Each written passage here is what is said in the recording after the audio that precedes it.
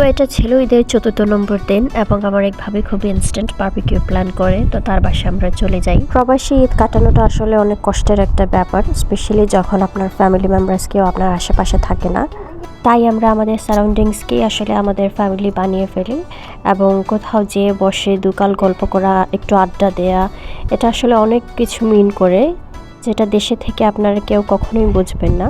Special thanks দিতে চাই আমি প্রত্যেকটা মানুষকে যারা এখানে উপস্থিত ছিলেন, যারা কিনা এই বন্ডিংটাকে অ্যাজ আ ফ্যামিলি বন্ড তৈরি করেছেন।